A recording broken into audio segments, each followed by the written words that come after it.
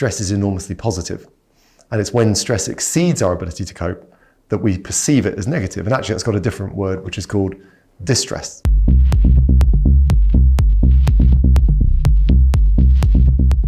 I think that the question of what is stress is still ill-defined. There is a standard definition, which is when pressures exceed an individual's ability to cope. And that pressure would exceed their mental, emotional, and physical ability to cope. So it's when it gets too much.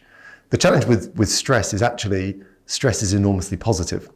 And it's when stress exceeds our ability to cope that we perceive it as negative. And actually, it's got a different word, which is called distress. So stress is positive because the human being relies on pressures and things that test it and strain it. But when those tests and strains exceed our ability to cope, be that how I think, be that my emotional robustness, or be how my body copes with both those things, then we move into distress, and that's quite unhealthy. In fact, stress, most people think of it as a psychological issue. In fact, most professionals around stress are in the psychological space.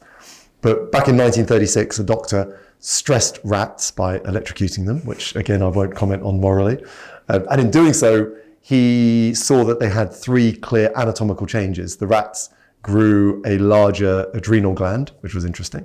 A gland in their neck called the thyroid shrunk, which produced a hormone that revved their metabolism up called thyroxine.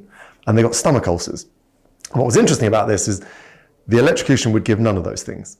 So the fact that the rats were perceiving this electric shock as horrible meant that their body was breaking down. And at that point, stress became a physiological debate. How does a thought about I'm about to get electrocuted, translate into a stomach ulcer? And so what we've got is with stress is it is a multifactorial thing. There has to be a stressor, the electric shock. There has to be the way the rats thought about the stressor. They didn't like it. And then there's a reaction from their bodies, which said, actually, in response to that, I'm going to make more stomach acid and I'm going to give myself an ulcer. So the problem with stress is that not one professional owns it because it's a multi-domain issue. It's got an environmental concept, it's got a psychological element, and it's got a physiological element.